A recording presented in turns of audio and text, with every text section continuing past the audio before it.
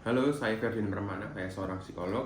Kali ini saya akan membahas pertanyaan yang sering ditanyakan oleh para mom yang mengasuh anaknya, kemudian bingung, ini harus melakukan apa, gitu ya. Banyak pertanyaannya, tapi saya akan bahas satu-satu di video yang berbeda agar kita bisa diskusi dalam kolom komentar misalkan, atau dalam video yang lainnya. Nah, pertanyaan yang pertama adalah bagaimana tahapan perkembangan anak atau tumbuh kembang anak kalau orang tuanya itu bekerja dua-duanya. Oke, ini banyak banget yang mempermasalahkan. Ketika orang tua itu bekerja dua-duanya, artinya anak ini harus diurus oleh orang lain, ya kan? Orang tua bekerja misalkan 9-17 gitu ya, berangkat jam 9, pulang jam 5 sore, di mana kebersamaan dengan si anak itu akan lebih sedikit. Oke, apalagi di usia-usia yang krusial gitu. Jadi mungkin para mam gitu, para ibu gitu pada khawatir gitu. Apakah nanti perkembangannya akan sama dengan orang yang benar-benar diasuh oleh orang tuanya, terutama ibunya.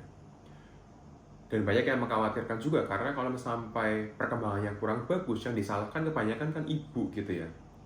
Jadi ini menjadi concern gitu, menjadi perhatian mereka. Terus aku harus gimana dong gitu.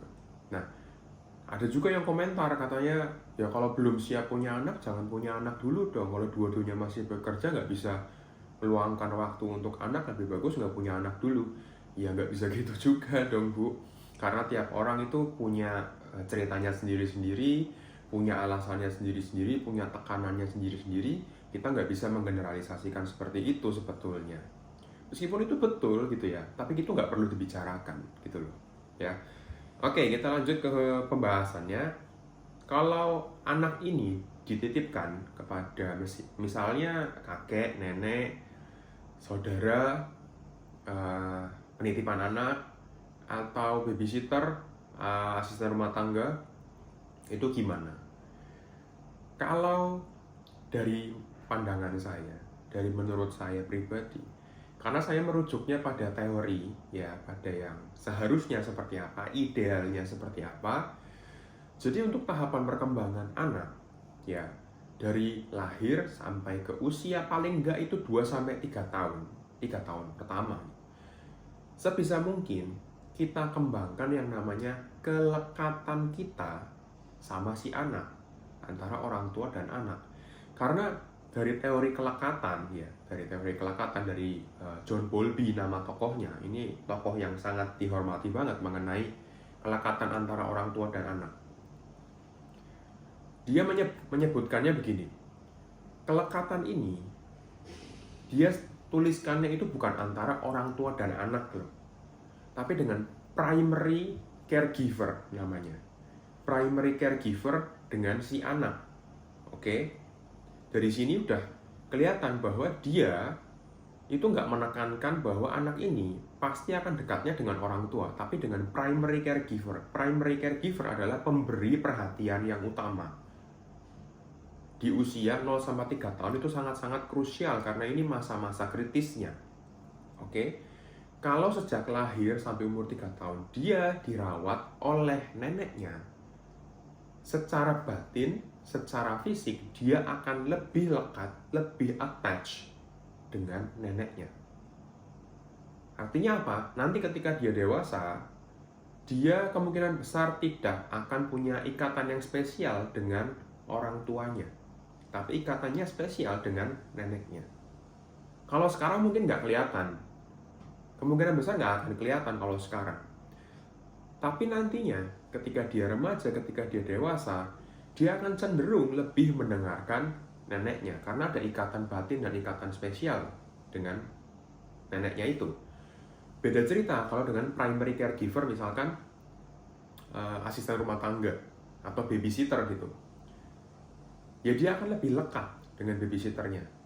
Bahkan ada satu video, kalau nggak salah ini video dari Malaysia atau dari Singapura gitu, saya lupa, membandingkan pendapat antara babysitter dengan orang tuanya langsung mengenai apa yang anak ini inginkan. Oke, ternyata 80%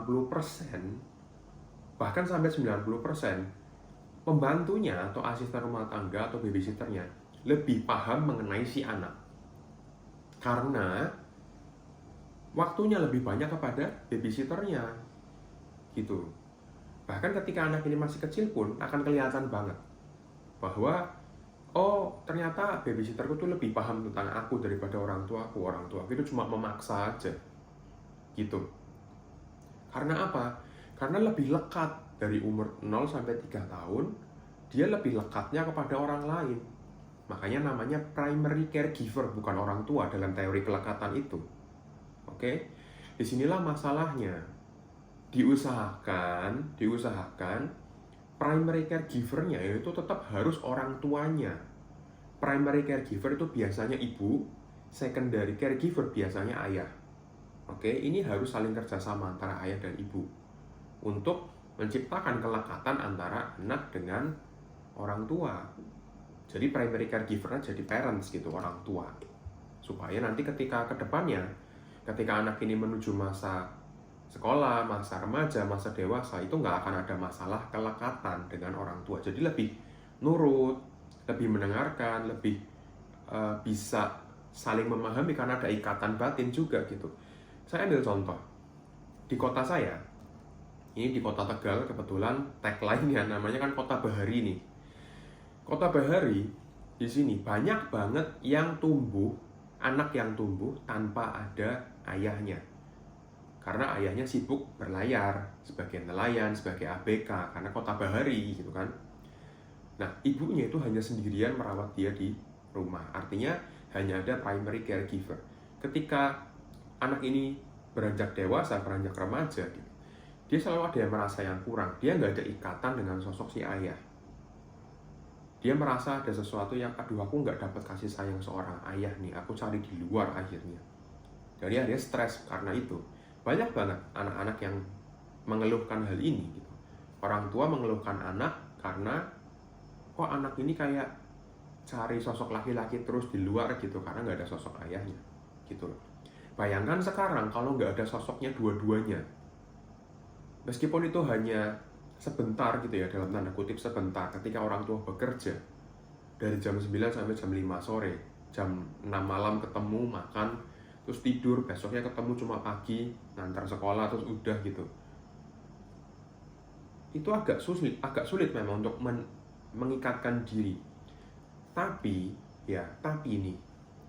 ini saya menawarkan solusi sebetulnya.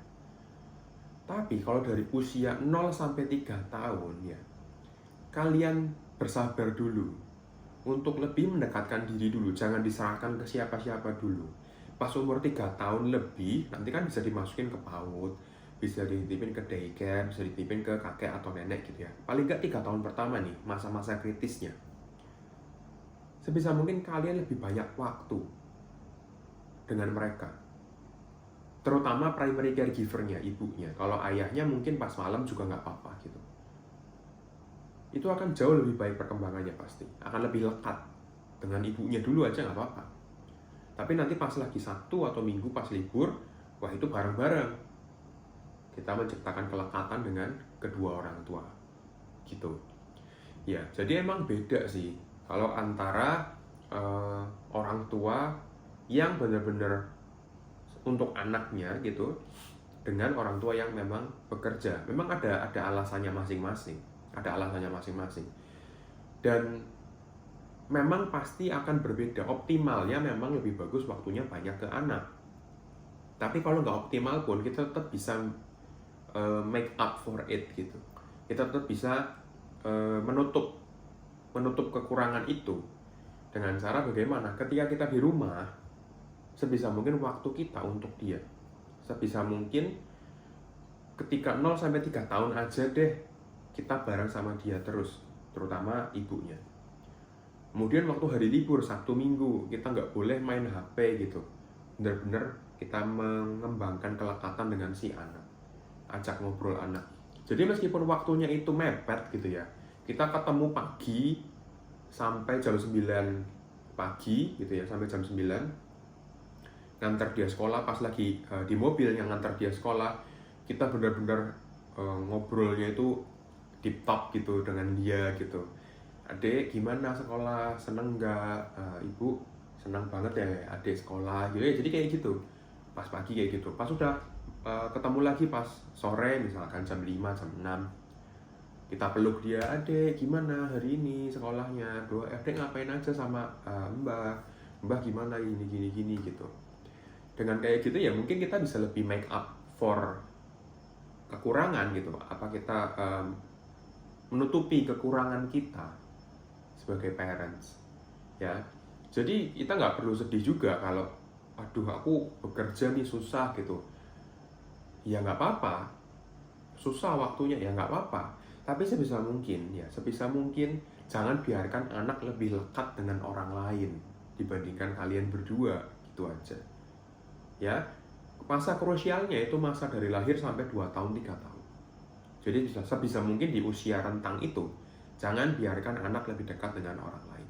Dengan kalian dulu aja, interaksilah dengan kalian dulu aja sampai nanti umur 3 tahun, baru kita bisa masukkan ke PAUD atau make kids kayak atau apa kayak gitu ya, yang PAUD yang non formal ataupun non formal gitu terserah, supaya dia bisa interaksi juga dengan orang lain dan dekat dengan orang lain gitu ya.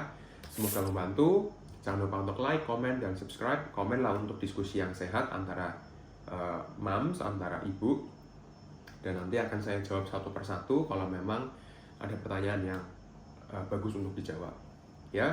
Jangan lupa untuk share juga untuk teman-teman yang membutuhkan. Untuk jangan lupa nyalain juga lonceng notifikasi supaya tidak terlewatkan video-video terbaru dari saya. Bye bye.